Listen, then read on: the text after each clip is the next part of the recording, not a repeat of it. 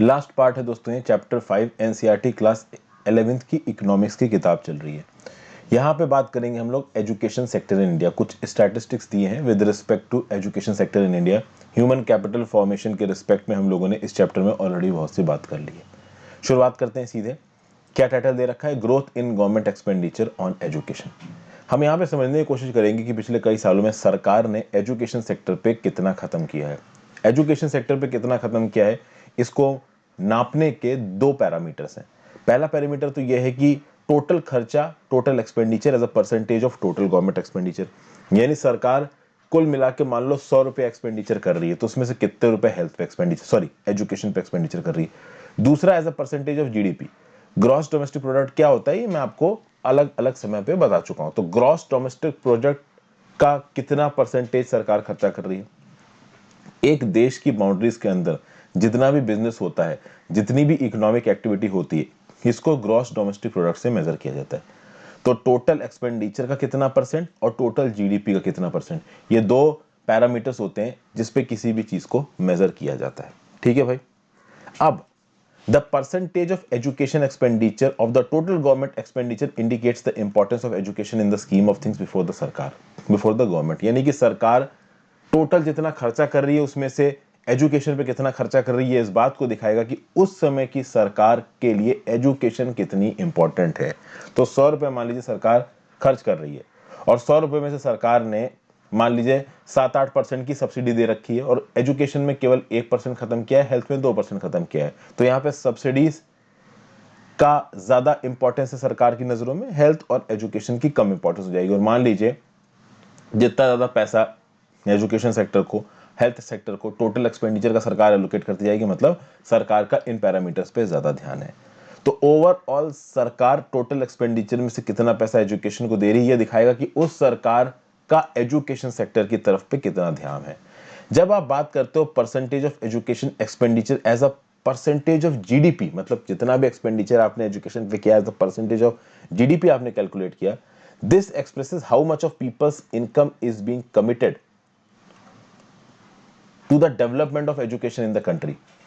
GDP क्या है? लोगों की इनकम है। हालांकि कंप्लीट इनकम नहीं है। GDP is the measure of economic activity with in the national boundaries, मतलब एक कंट्री अपनी बाउंड्री के अंदर कितना इकोनॉमिक एक्टिविटी कर रही है, जीडीपी है। जीडीपी के परसेंटेज के रिस्पेक्ट में अगर आप पता करते हो कि एजुकेशन में कितना खर्चा हो रहा है, मतलब आप उस देश के लोगों के डेवलपमेंट में एजुकेशन को कितना पैसा एलोकेट कर रहे हो, ये चीज यहां पे पता की जाती है। ऑलमोस्ट दोनों सेम ही चीज है। क्योंकि देखिए परसेंटेज ऑफ जीडीपी, ठीक है, परसेंटेज ऑफ एक्सपेंडिचर, ये दोनों चीजें कौन डिसाइड कर रहा है? सरकार डिसाइड कर रही है। तो बेसिकली सरकार कौन है? सरकार लोगों द्वारा चुनी गई सरकार है। ऑब्वियस सी बात है, लोगों द्वारा चुनी गई सरकार जो भी डिसीजन लेगी वो लोगों का डिसीजन माना जाएगा। ठीक है। अलग अलग सरकारों का इसके ऊपर अलग अलग व्यू पॉइंट है। 1952 से 2014 की बात की जाए, 1952 से 2014 की बात की जाए, तो overall education expenditure as percentage of total government expenditure has increased from 7.92% to 15.7%। यानी 1952 में जो टोटल सरकार खर्चा करती थी उसका 7.92% एजुकेशन को एलोकेटेड था। 2014 में सरकार ने जो टोटल खर्चा किया उसका 15.7% एलोकेटेड था किसको? एजुकेशन को। ये केंद्र सरकार और राज्य सरकार दोनों की मिला के बात हो रही है। और अगर as a percentage of GDP देखिए तो 1952 में 0.64 परसेंटेज ऑफ जीडीपी एजुकेशन को था और 2014 में 4.13 परसेंटेज ऑफ जीडीपी एलोकेटेड था एजुकेशन एक्सपेंडिचर को। ठीक है भाई। एजुकेशन एक्सपेंडिचर यहां पे देख के आप कह सकते हो कि इस टाइम पीरियड में यानी 1952 से लेकर 2014 में बढ़ा है और आगे भी आप कह रहे हो कि थोड़ा बहुत बढ़ रहा है। लेकिन ये जो बढ़ने का रेट है दिस इज नॉट यूनिफॉर्म, कभी बढ़ा कभी घटा। ठीक है। प्लस अगर आप एजुकेशन के एक्सपेंडिचर की बात करिए तो एजुकेशन का एक्सपेंडिचर केवल सरकार नहीं करती है, प्राइवेट एक्सपेंडिचर भी होता है एजुकेशन के ऊपर। तो अगर आपके फादर ने आपको स्कूल भेजा एक प्राइवेट स्कूल में पढ़ने के लिए और अपनी प्राइवेट नौकरी के थ्रू पैसे कमाए, तो that is basically a private expenditure incurred by individuals. मतलब कि इंडिविजुअल जब अपने घर में बच्चों को, भाई बहनों को पढ़ाने के लिए बाहर भेजते हैं स्कूलों में, तो उसको आप क्या बोलोगे? उसको प्राइवेट एक्सपेंडिचर बोलोगे। क्योंकि लोगों की जेब से पैसा खत्म हो रहा है, उनकी पर्सनल कमाई में से पैसा खत्म हो रहा है और आजकल ज्यादातर लोग प्राइवेट एजुकेशन ही कर रहे हैं। अगर आप बिल्कुल ही केंद्रीय विद्यालय टाइप स्कूल में, नवोदय सैनिक स्कूल टाइप के स्कूल में पढ़ते हो तो वहां पे आप सरकारी खर्चे पे पढ़ रहे हो, नहीं तो ज्यादातर जो Saint Thomas Saint Francis type के स्कूल खुले हुए हैं वहां पे आपको ठीक ठाक अच्छे खासे पर महीने की फीस देके ही पढ़ना होता है। तो ज्यादातर आज की डेट में जो पढ़ाई हो रही है वो प्राइवेट एक्सपेंडिचर के थ्रू ही हो रही है। कभी कभी फिलेंथ्रोपिक इंस्टीट्यूशंस, बिल और Melinda Gates foundation, the Warren Buffett foundation, इस प्रकार की फाउंडेशंस गरीब बच्चों की पढ़ाई को फाइनेंस कर देते हैं। ठीक है भाई। अब अगर आप देखो तो सरकारी एक्सपेंडिचर कितना था, इसके स्टैटिस्टिक्स हमने पहले देखे। अगर आप प्राइवेट एक्सपेंडिचर ऑन एजुकेशन को सरकारी एक्सपेंडिचर से मिला देते हो तो ओवरऑल जो एजुकेशन के ऊपर खर्च किया जा रहा है इंडिया में वो नंबर काफी बड़ा हो जाता है। तो नो डाउट हमारे देश में एजुकेशन के ऊपर एक्सपेंडिचर ज्यादा है, लेकिन उसके बाद भी हमारे देश का एक बहुत बड़ा ऐसा तबका है जिसको प्रॉपर एजुकेशन नहीं मिल पाती है। अब बात करते हैं कि एजुकेशन में भी बहुत प्रकार है। एलिमेंट्री एजुकेशन की बात कर लीजिए, छोटे की जो क्लासेस की पढ़ाई होती है। ज्यादातर जो टोटल एजुकेशन एक्सपेंडिचर होता है वो एलिमेंट्री एजुकेशन पे होता है। और जो शेयर है हायर या टर्शरी एजुकेशन का, यानी कि आप इंजीनियरिंग कर रहे हो या पोस्ट ग्रेजुएशन कर रहे हो या आईएम से एमबीए कर रहे हो, एमबीए कहीं और से भी कर रहे हो, इंस्टीट्यूशंस ऑफ हायर लर्निंग में जब आप पढ़ते हो, जैसे कॉलेजेस, पॉलिटेक्निक्स, यूनिवर्सिटीज में पढ़ते हो, तो वो होता है हायर एजुकेशन खर्चा। हमारे देश में maximum education expenditure elementary education पे है, हायर एजुकेशन पे खर्चा एलिमेंट्री एजुकेशन से कम है। ये अलग बात है कि अगर आप टर्शरी या हायर एजुकेशन की बात करो तो हायर एजुकेशन में खर्चा होता भी ज्यादा है। आज की डेट में अगर आप प्राइवेट कॉलेज से इंजीनियरिंग करने जाओगे, आराम से आपका 2 लाख रुपए तो साल की फीस होती है। 4 साल पढ़ने में 8 लाख रुपए आपकी जेब से निकल जाएंगे। वो अलग बात है कि स्कूल कॉलेजेस की फीस भी आज की डेट में ज्यादा हो गई है। तो देखिए यहाँ क्या लिखा हुआ है, दो on an average the government spends less on tertiary education, expenditure per student in tertiary education is higher than that of elementary. सरकार टर्शरी एजुकेशन पे कम पैसा खत्म करती है, एलिमेंट्री एजुकेशन पे ज्यादा पैसा खत्म करती है। क्योंकि सरकार का पहला टारगेट ये है कि बच्चों को स्कूल तक तो पहुंचाओ, हायर एजुकेशन तो बाद में तब होगी जब आपकी प्राइमरी एजुकेशन होगी। लेकिन भले ही सरकार एलिमेंट्री एजुकेशन पे ज्यादा खत्म कर रही है, टर्शरी पे कम खत्म कर रही है, लेकिन टर्शरी एजुकेशन में पर पर्सन जो एक्सपेंडिचर आता है वो ज्यादा होता है। जैसे कि मैंने बताया कि आप एमबीबीएस, बीटेक जैसे कोई कोर्स करते हो, वहां पे जो फीस होती है वो ज्यादा होती है। ठीक है। तो इसका मतलब क्या है? इसका मतलब यह है कि हमें इक्विटेबल प्रकार से इन दोनों सेक्टर्स में खर्च करने की जरूरत है, एलिमेंट्री और टर्शरी। लेकिन कहीं ना कहीं एलिमेंट्री एजुकेशन को, प्राइमरी एजुकेशन को इंपॉर्टेंस देना जरूरी इसलिए भी है क्योंकि टर्शरी एजुकेशन तो एक पर्टिकुलर इंडिविजुअल बच्चा तब करेगा जब उसकी एलिमेंट्री या प्राइमरी एजुकेशन पूरी होगी। फाइनेंशियल रिसोर्सेज का इक्विटेबल डिस्ट्रीब्यूशन बहुत ज्यादा जरूरी है। एलिमेंट्री एजुकेशन से निकाल के पैसा टर्शरी एजुकेशन को देना, टर्शरी एजुकेशन से निकाल के पैसा एलिमेंट्री एजुकेशन को देना, यह सही नहीं है। एक प्रॉपर प्लानिंग के हिसाब से जितनी भी पैसों की अवेलेबिलिटी है और जितनी भी पढ़ाई की डिमांड है, वहां पे इक्विटेबल तरीके से पैसों का एलोकेशन यहाँ बहुत ज्यादा इंपॉर्टेंट हो जाता है। ठीक है। फिर हम देख रहे हैं कि स्कूल एजुकेशन भी धीरे धीरे एक्सपेंड हो रही है, तो ज्यादा टीचर्स की जरूरत पड़ने वाली है। हायर एजुकेशन इंस्टीट्यूशंस में भी हम देखेंगे कि टीचर्स की जरूरत पड़ती है। नए आईआईटीज खुल रहे हैं, आज की डेट में 23 नए आईआईटीज हैं। बहुत से आईआईटीज में ये प्रॉब्लम रेगुलरली न्यूज आती रहती है कि भाई वहाँ पे क्वालिटी टीचर्स नहीं है, या टीचर्स कम है, या फिर टीचर्स को दुनिया के लेवल के हिसाब से उतना अच्छा सैलरी नहीं मिल रही है। तो इस प्रकार की चीज़ें बहुत सी हमें देखने को अक्सर कर मिलती रहती हैं।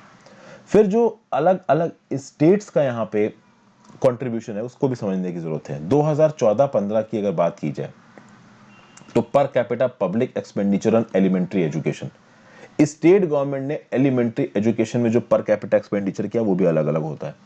हिमाचल प्रदेश की सरकार ने 2014-15 में per capita public expenditure on elementary education किया 34,651 रुपए, और ये फिगर बिहार के लिए था 4,088। यानी एक पर्टिकुलर पर्सन के ऊपर हिमाचल प्रदेश की सरकार ने ज्यादा पैसा खत्म किया, बिहार ने कम खत्म किया। उसकी एक बहुत बड़ी वजह यह है क्योंकि हिमाचल प्रदेश की आबादी बिहार की आबादी से बहुत कम है। तो यहाँ पे आबादी वाले फैक्टर को भले ही नहीं पॉइंट आउट किया गया है, लेकिन ओवरऑल अगर आप देखो तो ह्यूमन डेवलपमेंट इंडिकेटर्स बढ़ाने में हिमाचल प्रदेश ज्यादा रोल प्ले कर रहा है, क्योंकि पर पर्सन एलिमेंट्री एजुकेशन में हिमाचल प्रदेश ज्यादा पैसा खत्म कर रहा है। और अगर पर कैपिटा एक्सपेंडिचर किसी स्टेट में ज्यादा होगा किसी दूसरे स्टेट में, तो ओवरऑल देखा जाएगा तो वो स्टेट्स जो एलिमेंट्री एजुकेशन में, टर्शियरी एजुकेशन में ज्यादा पैसा डाल रहे हैं, उनके एजुकेशनल अटेनमेंट्स और वहां पे एजुकेशनल अपॉर्चुनिटीज भी बढ़ेंगी।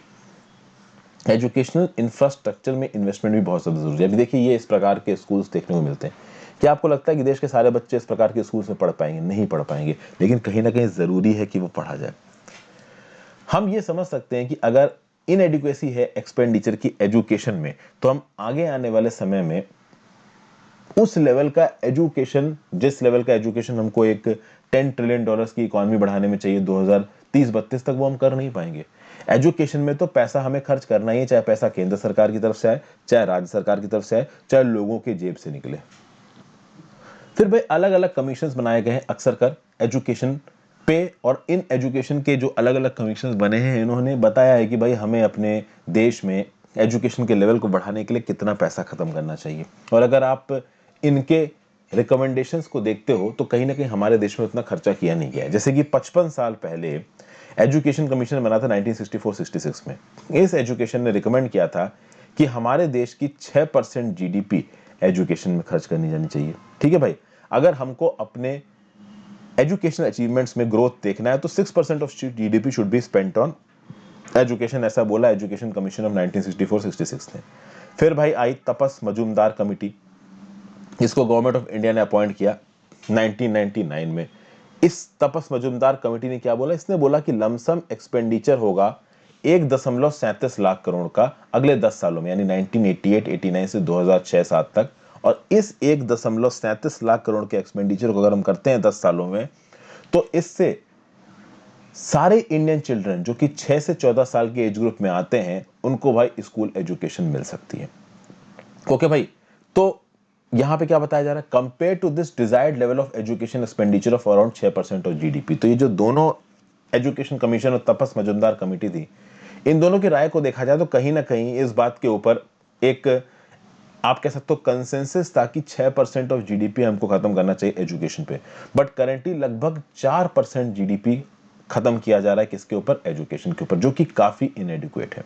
ठीक है, और ये जो 4% ऑफ जीडीपी खत्म भी किया जा रहा है, इसमें भी बहुत सारा करप्शन और बहुत और प्रकार के प्रॉब्लम्स हैं।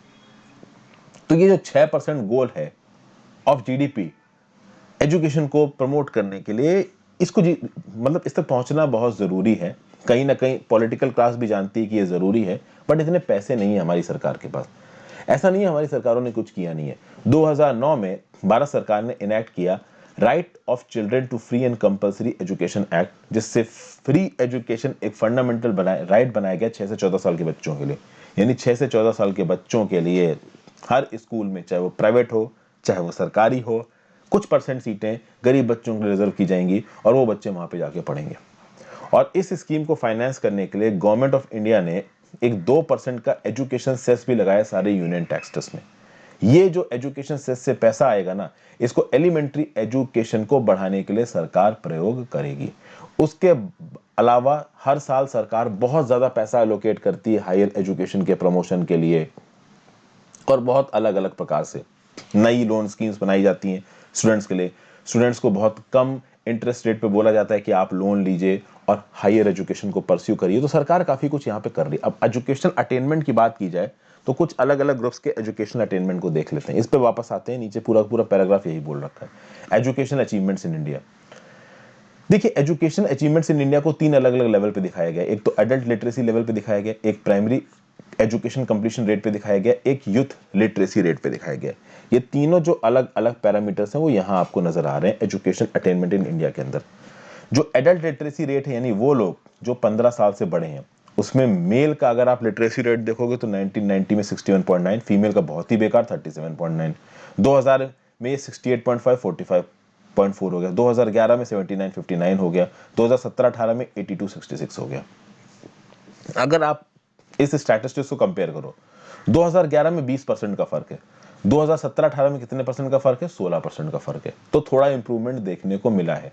ये बात हो रही है एडल्ट लिटरेसी रेट उन लोगों की जो 15 साल से ज्यादा के, 15 साल से ज्यादा के और 24 साल तक की उम्र में जो आता है ये रेट, इसको यूथ लिटरेसी रेट बोला जाता है। यहां पे स्टैटिस्टिक्स कुछ ऐसे दिए गए। प्राइमरी कंप्लीशन रेट, ठीक है भाई, ये वो रेट है, मतलब वो परसेंटेज ऑफ स्टूडेंट्स जो अपने प्राइमरी स्कूल का आखिरी साल कंप्लीट करते हैं, वो परसेंट। जैसे 6 से 14 साल प्राइमरी एजुकेशन है, ठीक है ना, तो 14 साल की उम्र तक अपनी स्कूलिंग का जो आखिरी साल पूरी तरीके से लोग कंप्लीट करेंगे, उसको बोला जाएगा प्राइमरी कंप्लीशन रेट।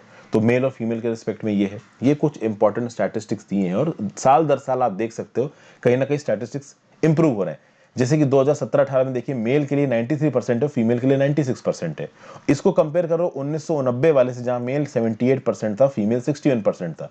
तो फीमेल 1990s में सिर्फ 61% प्राइमरी एजुकेशन को कंप्लीट कर रही थी, तो 17-18 तक 96% कंप्लीट कर रही थी। तो कहीं ना कहीं इंप्रूवमेंट देखने को मिला। हम ये नहीं बोल सकते कि इंप्रूवमेंट नहीं है, बट कहीं ना कहीं फिर भी एजुकेशन सेक्टर में बहुत कुछ अभी भी करने की जरूरत है। क्या करने की जरूरत है, उसको आगे देखते हैं। फ्यूचर प्रोस्पेक्ट्स की बात करते हैं।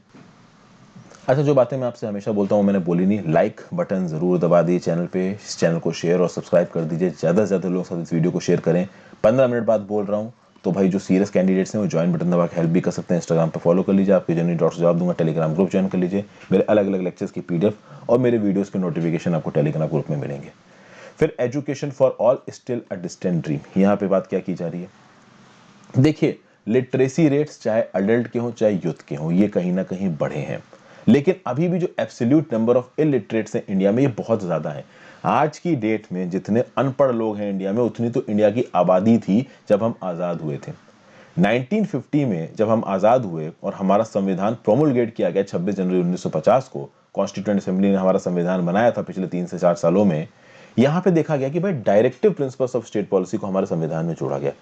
Directive principles of state policy article 36 से 51 मैंने आपको बहुत डिटेल में पढ़ाया। Directive principles of state policy वो प्रिंसिपल्स हैं जो कि हमारे देश को एक वेलफेयर स्टेट बनाने की बात की जाते हैं। और अगर आप प्रॉपर तरीके से directive principles of state policy को इंप्लीमेंट कर लो, भाई हमारा देश एक हेवन बन जाएगा। लेकिन इंप्लीमेंट नहीं हो पाएगा। यहाँ देखिए, ये बच्ची जो स्कूल जाना चाहिए वो यहाँ पे लकड़ियां उठा के इधर से उधर काम कर रही है जाके। तो बेसिकली ये क्या, ये ह्यूमन कैपिटल का लॉस है। ये लड़की पढ़ लिख के आगे प्रोडक्टिविटी ला सकती है, कल्पना चावला की तरह स्पेस में जा सकती है, ह्यूमन डेवलपमेंट इंडिकेटर्स को सुधार सकती है, ओवरऑल देश के इकोनॉमिक प्रोग्रेस में बहुत बड़ा रोल प्ले कर सकती है। लेकिन ये यहाँ क्या कर रही है, ये यहाँ पे लकड़ियां उठा के इधर से उधर लेके जा रही है। इसका पूरा कैपिटल यहाँ पे बर्बाद हो रहा है। तो बेसिकली जो डायरेक्टिव प्रिंसिपल्स थे स्टेट पॉलिसी के, उसी में डायरेक्टिव प्रिंसिपल्स में ये बोला गया कि सरकार फ्री और कंपल्सरी एजुकेशन प्रोवाइड करेगी 14 साल तक के बच्चों को, और ये कॉन्स्टिट्यूशन के प्रोमुलगेट होने के 10 साल के अंदर अंदर किया जाएगा। लेकिन आपको पता है कॉन्स्टिट्यूशन प्रोमुलगेट हुआ 1950 और 1960, 1970, 1980, 1990, 2000 हालत काफी खराब रही। राइट टू कंपल्सरी एजुकेशन कब आया है, ये मैंने अभी आपको बता ही दिया। जबकि 6 से 14 साल तक के बच्चों को कंपल्सरी एजुकेशन प्रोवाइड की जाएगी, ये DPSP में ही बोल दिया गया था जब हमारा संविधान प्रोमुलगेट हुआ था। इतने पहले ही बोल दिया गया था। तो टारगेट्स तो हमारे पहले से बहुत अच्छे थे, टारगेट्स मीट नहीं हो पा रहे थे, प्रॉब्लम ये थी। फिर आगे बात करते हैं, जेंडर इक्विटी की बात करते हैं। बेटर देन बिफोर क्या बोला जा रहा है जेंडर इक्विटी को लेके। अगर आप बात करो लिटरेसी रेट्स के डिफरेंसेस के, तो जो फीमेल का लिटरेसी रेट है वो इंप्रूव हो रहा है, नो डाउट इंप्रूव हो रहा है। मेन का लिटरेसी रेट भी इंप्रूव हो रहा है। आजादी के समय पे मेन का लिटरेसी रेट फीमेल के लिटरेसी रेट से बहुत ज्यादा है। अब दोनों के बीच का जो डिफरेंस है वो धीरे धीरे कम हो रहा है। कहीं ना कहीं हम लोग जेंडर इक्विटी की तरफ बढ़ रहे हैं, लेकिन अभी भी पूरी तरीके से चीजें सॉल्व नहीं हुई हैं। पूरी तरीके से जो फीमेल एम्पावरमेंट है, वुमेन का जो एजुकेशन एम्पावरमेंट है, वो अभी नहीं हो पाया है। अभी भी इसके ऊपर काम हो रहा है। अर्बन इलाके में चीजें थोड़ी अच्छी हो गई, रूरल इलाके में आज भी चीजें बहुत ज्यादा खराब है। रूरल इलाके के जो दकियानुसी ख्यालात हैं, जो सोशल हायरार्की है, वो वुमेन को अभी भी सेग्रेट करती है। इसलिए अभी भी वुमेन की एजुकेशन को इंडिया में प्रमोट करना बहुत ज्यादा जरूरी है। ठीक है भाई। उसके बाद अगर आप बात करो, still the need to promote education for women in India is imminent for various reasons, such as improving economic independence and social status of women, and also because women education makes a favorable impact on fertility rate and health care of women and children। क्या बताया जा रहा है, women का status और उनका education बढ़ाना केवल इसलिए जरूरी नहीं है कि वो पढ़ लिख के आगे जा सकें और देश के इकोनॉमिक ग्रोथ में काम कर सकें। उनकी खुद के लाइफ के लिए वो इंपॉर्टेंट और पढ़े लिखे डिसीजंस ले सकें, ये भी जरूरी है। इसकी भी जरूरत है कि वो पढ़ी लिखी हो। जैसे कि फॉर एग्जांपल अगर एक वुमेन पढ़ी लिखी होगी तो उसको अपनी हेल्थ के बारे में आइडिया होगा, इल्म होगा, और अपने बच्चे की हेल्थ के बारे में भी इल्म होगा। तो कहीं ना कहीं अगर वो पढ़ी लिखी होगी तो उसको पता होगा कि उसको कब बच्चा पैदा करना है, कब फैमिली प्लानिंग करनी है। हमारे गांव में जो अनपढ़ लेडीज हैं, जो अनपढ़ पढ़े लिखे लोग हैं, उनको फैमिली प्लानिंग नाम के शब्द का मतलब ही पता नहीं है। तो अगर ये फैमिली प्लानिंग नाम की चीज पढ़े लिखेपन के साथ लोगों के अंदर आती है, खासकर वुमेन के अंदर आती है, तो फर्टिलिटी रेट इंडिया का स्टेबलाइज हो रखा है। जो रिप्लेसमेंट लेवल फर्टिलिटी रेट होता है 2.1 का, कि हस्बैंड और वाइफ ने मिलकर 2.1 बच्चों को पैदा कर दिया। 0.1 ज्यादा क्यों? क्योंकि डेथ्स और भी नेचुरल काजेस से, जैसे डिजीजेस से, डिजास्टर से हो सकती है। तो एक कपल मिलकर 2.1 बच्चों को पैदा करेगा तो जो पॉपुलेशन है अभी के लिए वो स्टेबलाइज रहेगी, ना बढ़ेगी ना कम होगी। ये लॉजिक होता है। इंडिया में तो पॉपुलेशन कम और करने की जरूरत है। तो हमें तो कहीं ना कहीं 2.1 से कम रखना है अपना फर्टिलिटी रेट, बट चलिए 2.1 भी है तो कोई बुरा नहीं है। इस 2.1 रिप्लेसमेंट लेवल फर्टिलिटी रेट को पहुंचने के लिए हमारी देश के वुमेन का पढ़ा लिखा होना बहुत ज़्यादा ज़रूरी है। इसलिए लिटरेसी रेट्स बढ़ाने हैं, ओवरऑल एडल्ट लिटरेसी रेट्स बढ़ाने, और स्पेशल फोकस है तो कहीं ना कहीं वुमेन का जो लिटरेसी रेट है वो बढ़ाना तो बहुत ज़्यादा ज़रूरी है। फिर बात की जाए हायर एजुकेशन की, हमारे देश में हायर एजुकेशन में घुसने वाले कितने लोग हैं? इंडिया का एजुकेशन पिरामिड बहुत स्टीप है, यानी कुछ इस टाइप का है। मतलब कि जितना ज़्यादा आप ऊपर जाते जाओगे उतना ज़्यादा आप देखोगे कि कम से कम लोग हायर एजुकेशन के लिए जाते हैं। उसकी बहुत सी वजह हैं। अगर एक इंसान पढ़ा लिखा हो भी गया ना तो वो कोशिश करेगा कि यार नौकरी करते रहो, कहाँ हायर एजुकेशन के चक्कर में फंसोगे, क्योंकि एक बार हाथ में पैसे आने लगते हैं तो उसकी बहुत सारी रिस्पॉन्सिबिलिटीज़ होती हैं, ठीक है ना, घर वालों को देखना है, बहन की शादी करनी है, 50 तरीके की चीज़ें होती हैं इंडियन सोसाइटल सेटअप में। तो वो हायर एजुकेशन के लिए जाता ही नहीं है। उसको एक बार नौकरी मिल जाती है तो वो सोचता है भाई पैसे कमाते रहो, कहाँ हायर एजुकेशन के चक्कर में समय बर्बाद करूंगा, ठीक है, पैसा खत्म करूंगा, बाद में नौकरी कितनी मिलेगी कि नहीं मिलेगी, ऐसी बहुत सी चीज़ें इंडियन यूथ के दिमाग में रहती हैं। ओके, फिर यहाँ पे एक और चीज़ देखने को मिली है, जो एजुकेटेड यूथ है वहाँ पे अनएम्प्लॉयमेंट ज़्यादा है, जो अनएजुकेटेड यूथ है वहाँ पे अनएम्प्लॉयमेंट कम है। एनएसएसओ का डाटा देखा जाए 2011-12 का, तो क्या बोला जा रहा है? The rate of unemployment among youth males who studied graduation and above in rural areas for 19%। Youth males जो अनएम्प्लॉयड हैं, जिन्होंने ग्रेजुएशन कर रखा है रूरल इलाकों में, उनका अनएम्प्लॉयमेंट लेवल है 19%। Their urban counterparts had relatively less level of unemployment 16%। Urban इलाकों में जो यूथ मेल्स हैं जिन्होंने ग्रेजुएशन कर रखा है उनका अनएम्प्लॉयमेंट लेवल है 16%। इस स्टैटिस्टिक्स से क्या पता चला कि पढ़ा लिखा ग्रेजुएशन करा हुआ मेल अगर रूरल इलाके में रह रहा है तो उसके अनएम्प्लॉयड होने के चांसेस 19% है, शहर में रह रहा है तो 16% है। मतलब रूरल इलाके में अनएम्प्लॉयमेंट के चांसेस एक ग्रेजुएट पढ़े लिखे के मेल के 3% ज्यादा है रूरल इलाके से। ठीक है भाई। फिर the most severely affected ones was young rural female graduates and nearly 30% of them are employed। Rural इलाकों में वो फीमेल ग्रेजुएट्स जो कि पढ़ी लिखी हैं और उनके पास नौकरी नहीं है वो 30% है, ठीक है। और ऑब्वियस सी बात है शहरों में सिचुएशन इससे काफी सही है। तो कहीं ना कहीं रूरल इलाकों में आपको एम्प्लॉयमेंट अपॉर्चुनिटीज बढ़ाने की जरूरत है। उसके आगे in contrast to this only 3 से 6% of primary level educated youth in rural urban इलाकेज वर अनएम्प्लॉयमेंट। सोचिए, अब पढ़ा लिखा, यहां पे बताया क्या जा रहा है कि एक इंसान ने ग्रेजुएशन की, तो ग्रेजुएशन मतलब सेकेंडरी लेवल उसने पढ़ाई कर ली है, कहीं ना कहीं वो हायर लेवल की पढ़ाई पे पहुंच गया है। और एक प्राइमरी लेवल एजुकेटेड मतलब 14 साल तक उसने पढ़ी, 8वीं 10वीं कक्षा तक उसने पढ़ा, ठीक है। ये दो चीजें होंगी। जो प्राइमरी लेवल तक पढ़ा हुआ है रूरल और अर्बन इलाकों में, उसके जो अनएम्प्लॉयड होने के चांसेस हैं वो केवल 3 से 6% है।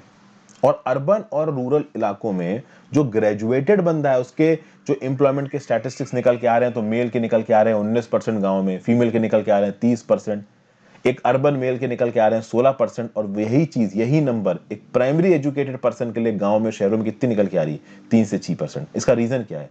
क्योंकि ये जो लोग हैं प्राइमरी एजुकेटेड वाले, ये कोई भी छोटा मोटा काम पकड़ लेते हैं, एग्रीकल्चर लेबर की तरह काम कर लेंगे, मनरेगा के अंदर भी काम कर लेंगे, शहरों में जाके कंस्ट्रक्शन लेबर की तरह काम कर लेंगे, दिहाड़ी मिस्त्री की तरह काम कर लेंगे, कोई भी छोटा मोटा काम कर लेंगे। और एक पर्सन जिसने ग्रेजुएशन किया है उसकी अपनी एक डिग्निटी होती है, वो सोचता है कि कम से कम यार 15-20 हज़ार की तो नौकरी मिले।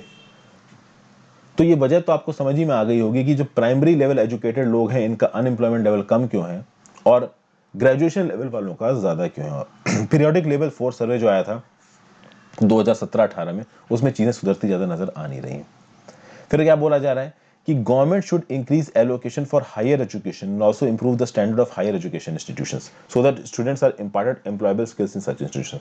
हायर एजुकेशन को सुधारने के लिए सरकार को ज्यादा पैसा खत्म करना चाहिए, हायर एजुकेशन इंस्टीट्यूशंस में होने वाली पढ़ाई को सरकार को इंप्रूव करना चाहिए, ताकि इन इंस्टीट्यूशंस में जो कुछ भी पढ़ाया जा रहा है उससे लोगों को एम्प्लॉयबल स्किल्स मिले, ऐसी स्किल्स मिले जिनको वो लोग नौकरी में डिप्लॉय कर सकें। ठीक है ना भाई, ये सब बातें यहाँ पे बताई जा रही हैं। तो when compared to less educated, a large proportion of educated persons are employed। इसकी रीजन मैंने बता दिया है।